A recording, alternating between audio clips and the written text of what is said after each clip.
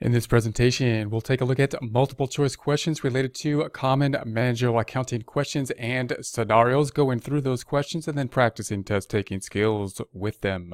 First question, we receive a special one-time order for 20,000 units at $4 per unit.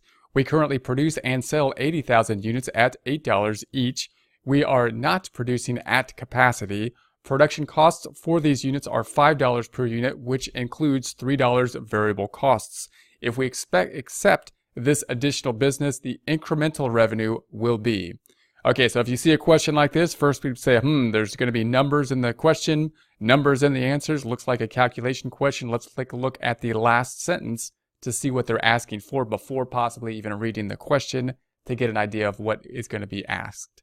If we accept this additional business, the incremental revenue will be. Okay, so we have additional business. So given what we're looking at, accepting something sounds like a special offer. I'm going to probably start to think that is what we're looking for.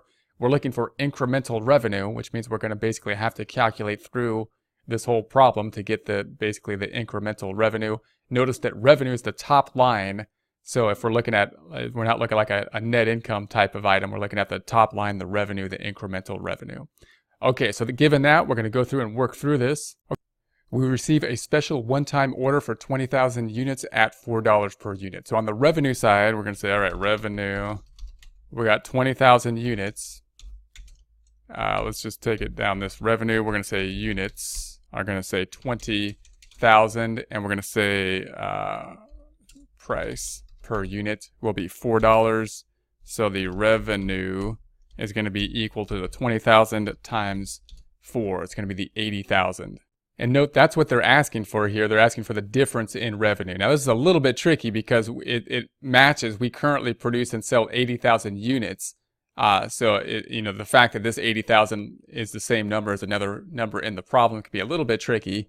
But the revenue is what we're looking for. What they're not, this doesn't fully answer the question, in other words, which is also a little bit tricky because you would think that the final answer would ask something like, should we accept the offer or not? Or what's going to be the incremental income or net income? They're asking for the top line. So that should be an easier kind of question, and it is. But if we don't pick that up, we might pick the wrong answer. So you want to say, all right, they're looking for revenue, incremental revenue, top line. That's going to be the E. 80,000. Next question. So now we have the same kind of question, but now they're looking for the incremental cost. So now we want the incremental cost. Okay, so let's go through it again. We'd receive a special one-type order for 20,000 units at $4 per unit. We currently produce and sell 80,000 units at $8 each. We are not producing at capacity. Production costs for these units are $5 per unit, which includes $3 variable cost. If we accept the additional business, the incremental cost will be what? In the last question, we calculated the incremental revenue. Now we're looking for the cost, the incremental cost. So we're going to say, all right, if we accept this new job, we are not producing at capacity, so we're able to do this because we're not currently at capacity. That's why that kind of thing would be there.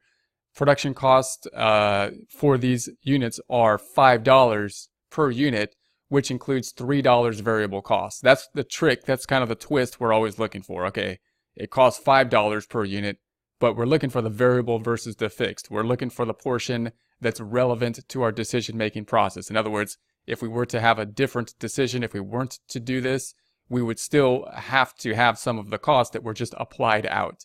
And therefore, we're looking for at the variable costs, the costs that won't go away. And that's going to be the $3 cost.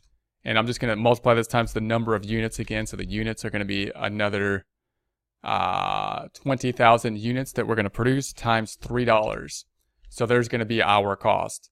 So that's the incremental cost. Now you would think, I'm just going to call it cost, incremental cost.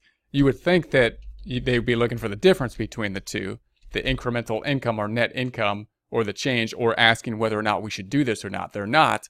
They're asking for the incremental cost here. So again, be careful. They could ask for they're testing basically the terminology of this as well. So we're going to say, all right, that's going to be, they're looking for the 20,000, the incremental cost.